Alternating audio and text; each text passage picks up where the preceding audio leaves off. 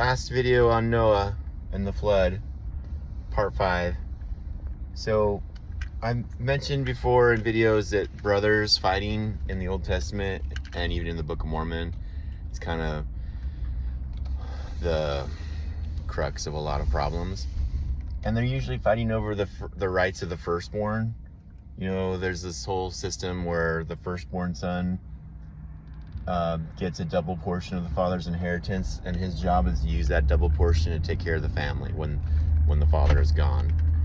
And his name sometimes is actually the Redeemer. Okay, so but anyway, brothers are fighting over this because, you know, if you get a double portion, you have more stuff. And so if you don't have good intentions, you know, then you just see this as a chance to make, you know, have more money, more power, more authority. And so you can see why brothers would fight over that, right? And also, you know, a lot of times the oldest son, the firstborn, actually isn't the one chosen. In fact, every story, the firstborn isn't chosen, except for the first story, which is Jesus and Lucifer, which is also two brothers fighting over who's going to be the firstborn, basically. Who's going to be the one who gets the double portion, who can, you know, take care of the family when we're cut off from the father, right? Same concept. And the devil, just like Cain, combines with with others in heaven to basically say, hey, we should be able to do what we want and get away with it. That's, I think, really Lucifer's plan is, let's do what we want and get away. It's the secret. The secret combination concept has always been his plan. He was a murderer and a liar from the beginning, as the scriptures say, and his intention was always to murder, let's say, and benefit from it, to lead us to destruction and have more power and authority as a result of it, because he's in charge of us. So anyway, so that's the first brothers that fight, you know, and then Cain and Abel is younger than Cain, and then there's, you know, I'm going to talk about Noah's sons now. The tent, right? So there's this weird story. Noah gets off the ark, he plants a vineyard. Says the scriptures say he gets drunk, and then Ham sees the nakedness of his father and comes out and tells his brothers, and his brothers then back in so they don't see the nakedness of his father, and they take a cloak and they put it on their dad or whatever. And then Noah wakes up from his sleep and he realizes what Ham has done to him, and he comes out and he curses Ham's son Canaan, not Ham. It's a really weird story, okay? There's no definitive way to interpret this. Like, there's so many theories, and I'll just tell you some of them, okay? One theory is that in the scriptures, in Leviticus, to uncover the nakedness of your father was a euphemism for either having sex with the person or sex with that person's wife, okay? And so some people have said that what Ham did was he either took sexual advantage of Noah or sexual advantage of his mom, okay? And the reason why they say this is because of that phrase, you know, Ham saw the nakedness of his father. It's very similar to the phrase from Leviticus, to uncover the nakedness of your father is to sleep with your mother, basically. And there is precedent for this. Let me say this also. The other piece of that supporting evidence for that theory is that Noah doesn't curse Ham after he wakes up. He curses his son Canaan. And so some people speculated that Canaan was actually the baby produced by Ham having sexual relations with his mom. And so, you know, so then that baby is a cursed child kind of thing. That's one theory. And now what's motivating, I'm going to pause before I go to another theory. What would be Ham's motivation? Well, Ham's motivation is that he's not going to be the firstborn son. Shem is, you know, in this context, right? Shem will be the brother who gets the double portion and will be, you know, that's actually what the seed of the woman lineage, you know, from Abel, then it became Seth, and then it goes down, and Enoch and Noah and so on, all these people, they're tracing the lineage of the firstborn, the guys that get the double portion.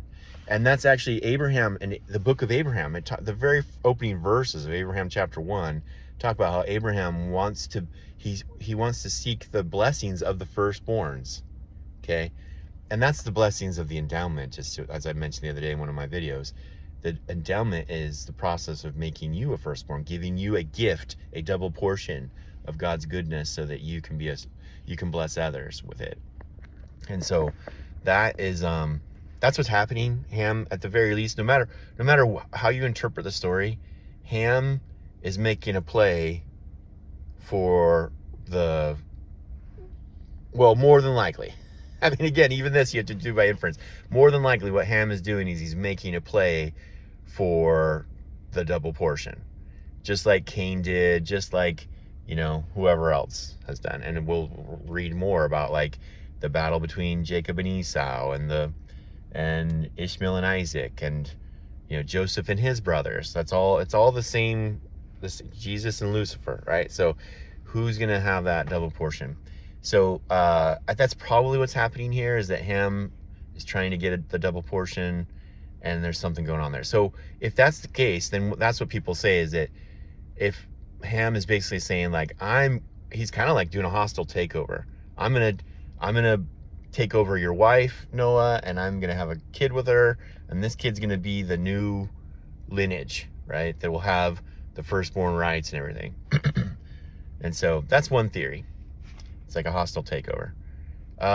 Another theory is that Ham just saw the nakedness of his dad, and that's like, you know, like a disrespectful thing to do. And because of that disrespect, Noah cursed Canaan, which, so like the strength of the first theory is that it kind of helps explain why maybe Canaan gets cursed, the kid, not Ham. You know, and you can it kind of like gives a little more, it makes it a more like, okay, I see why Noah would be so upset about this, right? Like, at least it does that. It's a super disturbing interpretation, and, you know, we don't know if it's true or not. The next theory is at least not disturbing, you know, like he saw his dad naked. Okay, like, yeah, it's disrespectful or whatever. But then it makes it seem as if Noah's overreacting, right? That's the problem with that theory, because then he comes out and he doesn't even curse Ham, he curses Canaan. Like, Canaan had nothing to do with it. Why is he getting cursed, kind of thing? So it doesn't really jive, doesn't make sense, right? But at least it's not disturbing. And then another theory that you can like find, Jeffrey Bradshaw is a BYU professor guy, and he wrote this up in like Meridian magazine. It's like a magazine that, like, it isn't run by the church, but it's run by people in the church.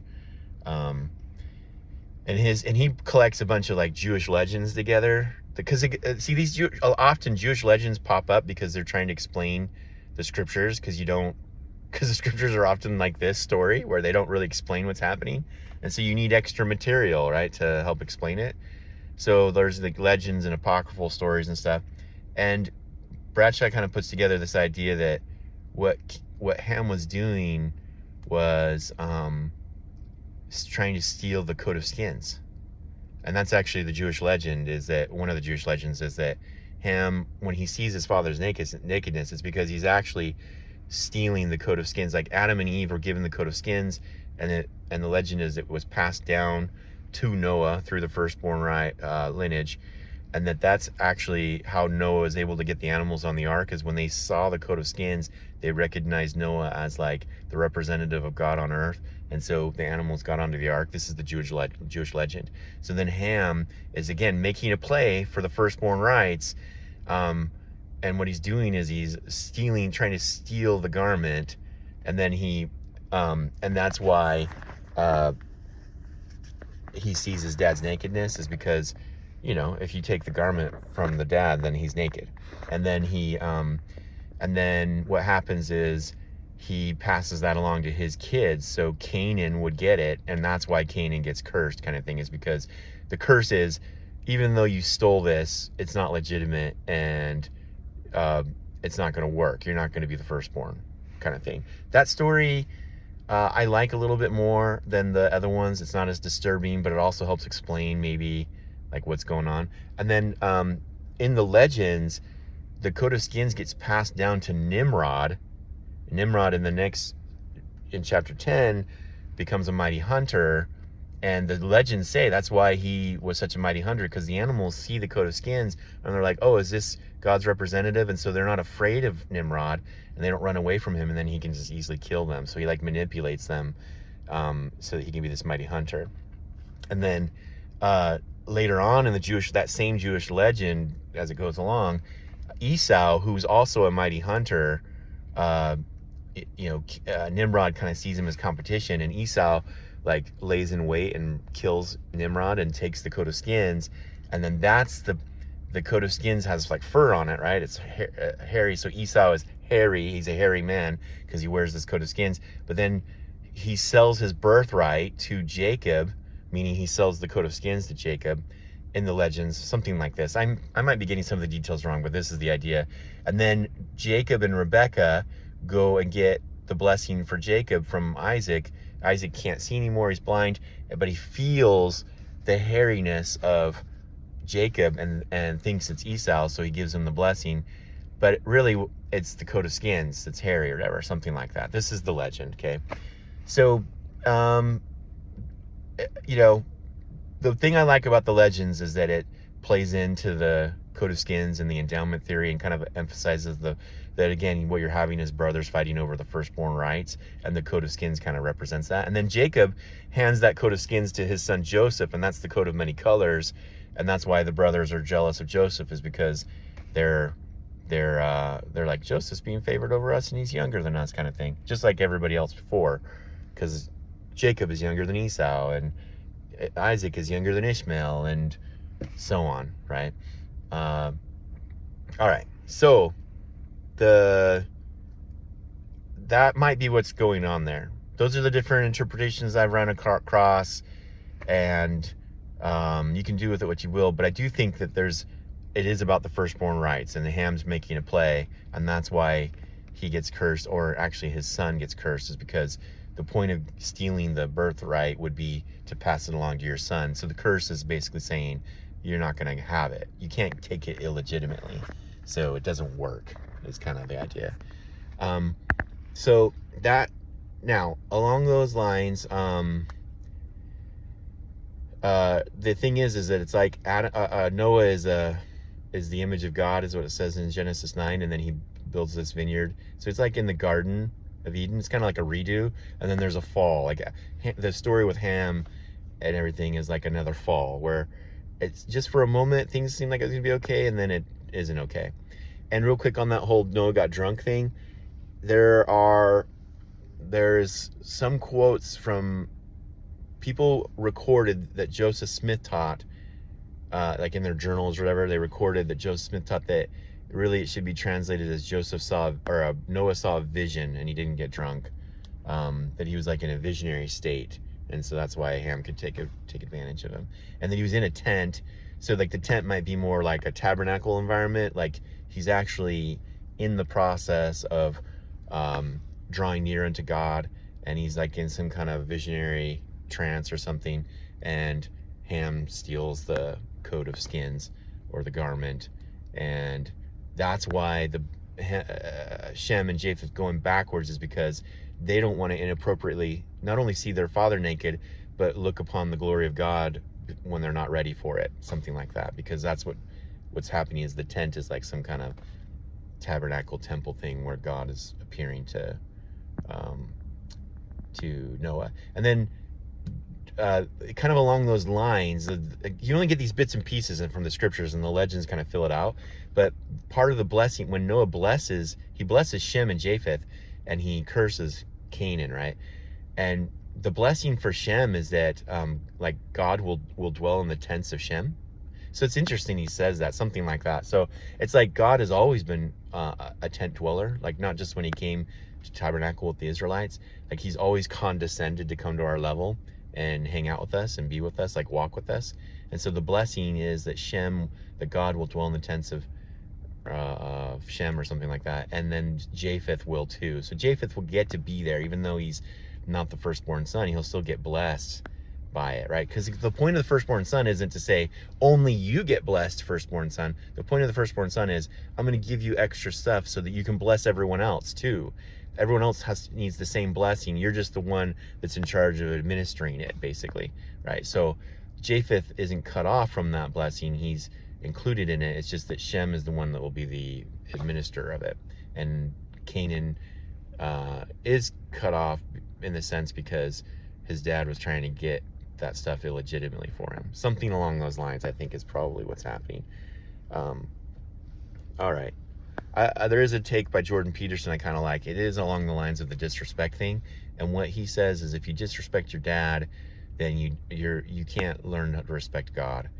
And if you can't respect God, then like the world is a curse to you. Like life is a curse. Noah didn't even have to pronounce the curse. It just is that way. So I guess it's kind of a cool interpretation. It kind of fits into that whole natural consequence thing I'm always trying to point out. Like, your behavior will determine your perception of reality. And so if you don't honor your father, even in something as small as that, as seeing your father naked and not respecting his boundaries or his privacy or whatever, then you are, you're showing like a lack of reverence for authority, right? Like, and your father is your first authority figure, and your mother. And if you don't learn to honor them, as the commandment would say, then, it's harder for you to learn how to honor God. Like, you practice with your parents kind of concept. And there's truth to this. Like, Elder Holland taught, like, that our first ideas about God come from our own parents, especially our fathers. And so, sometimes if we don't have a good example from our fathers, it's very hard to connect with our actual Heavenly Father. And so I kind of like that Jordan Peterson interpretation. There's something there. And here's the deal. It's kind of like everything else. There's truth in all of it. Learning to respect your father, absolutely a good thing. Your life will be blessed by it. Even if your father, and Jordan Peterson points this out, even if your father's a scumbag, it's vital that you learn to respect him because of what it teaches you to do and learning how to respect God. And in fact, that is the point, if you can respect a lesser person like your father, then it'll be much easier for you to respect God. And so it's kind of it's actually kind of a cool interpretation. So I just want to throw that out there. And then on the sons of God marrying the daughters of men. So I just want to real quick point that out. There's this long-standing tradition that this is one of the reasons why there was a flood. It says that there were giants in the land, and the sons of God were marrying the daughters of men, and children were born unto them of men of mighty renown, or something like that. And like the Book of Enoch and a lot of other apocryphal texts talk about like that the actual angels from heaven came down and had relations with women, and then the children born of them were these giants.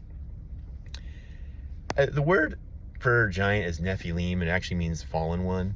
So I don't know, but later on it's used in a context where it seems like they're giants. And then there are other words for giants, Anakim and Rephaim and stuff. And so there's these gigantic people or whatever. This again, and there's lots of debate back and forth. Were there really angels that came down and had relations with women? Or is this just like more of a symbolic thing? Were they really gigantic, or is it symbolic? And it's like hard to say, but I will say at the very least, there is a symbolic interpretation of this that you should grab onto. And it's important actually for the story. This is why I'm bringing it up, because the next story is the Tower of Babel. It's important for the story. Now, the giants, and it ties into the idea of the ancient context. This was written, these stories are being touched up and finalized in the Babylonian exile. And a hero of Babylon is a guy named Gilgamesh, which all of you have heard of. Well, Gilgamesh is described as a giant in some places. I think it might be even in the Epic of Gilgamesh, or in the Dead Sea Scrolls, he's definitely described as a giant, right? And he's also described as like a demigod, like a Hercules, right? Where his father is one of the gods and his mother is a human. And that's true in the ancient world. Like Pharaoh is a demigod. All the kings are demigods. That's where this whole idea comes from. So what might be happening is these ancient Israelite writers might have been trying to criticize and then these men are giants in the land. They're mighty men of renown. They become the leaders they become the kings, of Babylon and of the surrounding nations. So what the writers if this is being touched up in the exile, what they might be doing is implicitly critiquing this whole concept of like Gilgamesh or Hercules or whoever being a demigod. Like, they're not actually great. They're not actually mighty men of renown. They're actually like abominations that are causing violence in the land and ruining the world and leading it to a flood. That might be one thing that's happening, is some kind of critique like that. And then also the giants, like Nimrod is described as a giant in the Septuagint. That's the Greek translation of the Old Testament. And he's the mighty hunter, and he's traditionally the guy that established the founder of Babylon. And so there's this idea that he himself was like a giant, and there are giants in the land after the flood, right? So like somehow this continues on. So the idea is, and most of the time though, these guys, when they're just the giants that are described, they're either like the kings or the champions of their people. So like when the Israelites are going into the promised land, there are these giants they see, and they're often associated with the kings or like the champion, like Goliath was a giant, right? And then David is actually described as being the one who finally killed off all the giants in the land. Not just Goliath, but then later on there are other giants that are killed. So, and then, so what I'm getting at is like, whether they're literally giant or not, symbolically speaking, if you're a king and you have all this power and authority, you are a giant, right? And so and you actually are the cause of most of the problems in the world. Like, we can say this is historically true, that the kings of this world have largely been, the cause of most of the problems. They're violent, they kill people, they torture people, they abuse their power. I mean, it's like story after story after story, right? So like this critique of kings and mighty men of old and everything that the Bible is giving is true, whether these people are gigantic or not. They are definitely symbolically gigantic, but whether they're actually really tall and everything doesn't matter. In fact, Goliath is described as being over 9 feet in the Bible, but in the Dead Sea Scrolls, he's described as being 6'6", which is still really big, right? But just not as big as 9 feet. So now, if you lived in a time period, though, just kind of supports the 6'6" idea or even 9 foot idea. If you lived in a time period where you had to do hand-to-hand combat, right, with a sword or something, the bigger guys are probably going to be the best. I mean, not always, right? Not always, but you can see why armies would gravitate to like the one guy who's the biggest and strongest. In fact, this happens in the Book of Mormon. The leaders, those Nephite dissenters that go over to the Lamanites to like lead them, are always big, mighty men, like Amalickiah and his brother Ammoron, I think his name is, right? They're described as being like really big and strong, and so are the leaders of the Jaredites and stuff. And even Nephi talks about being big and strong. So like it's this, and it makes sense in a world where you don't have guns and you don't have like technology that kind of levels the playing field for people. So, your biggest people are probably going to be the people that you want leading you in battle. Not always, but it's a stereotype.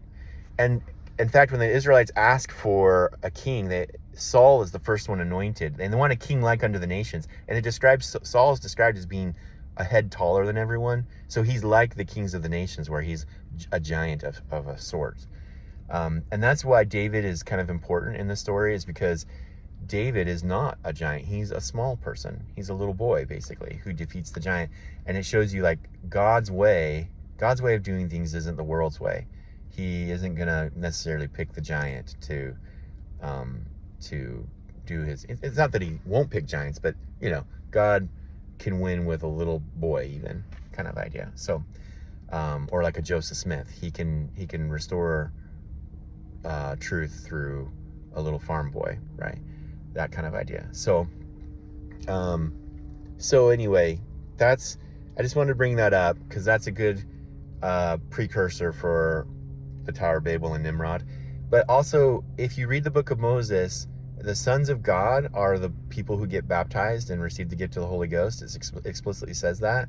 And so it could be too apostasy that's happening, right? So if the sons of God are marrying the daughters of men, it could just be that the people who are in the covenant are leaving the covenant. And then they say, and actually, it's not even the sons of God that Noah preaches to. Noah goes to preach to them and tell them to repent. And this is in the book of Moses. It says he goes to the children of men and he says, repent. And then they say, we're the sons of God and we're marrying and having kids. Like, why do we need to repent? So it's interesting that first off, it doesn't say he went to the sons of God. It says he went to the children of men. So it's almost like they're lying about themselves. They're saying they're not really the sons of God, meaning they're not in the covenant, but they're lying as if there's something special. And then they say, and what's wrong anyway? We're having kids, which I said, that's one of there's two ways to know whether you're being blessed by God. It's like you're prospering the land or you're having kids, right? Because in the creation story, the world works when things reproduce after their own kind. And so they're like, we're having kids. Like, what's wrong? But at the core of it is that they're liars and they're not really doing what they're supposed to do. And they're filled with violence and blah, blah, blah. You've already heard me talk about that. So, all right, I just throwing out all these bits and pieces about Noah, and hopefully something sticks, because when we get to the Tower of Babel, some of this stuff will matter, and the theme of giants will continue on in the Old Testament, and yeah, okay, and the sons of God concept will continue on. We'll talk more about it when we get to as we move along.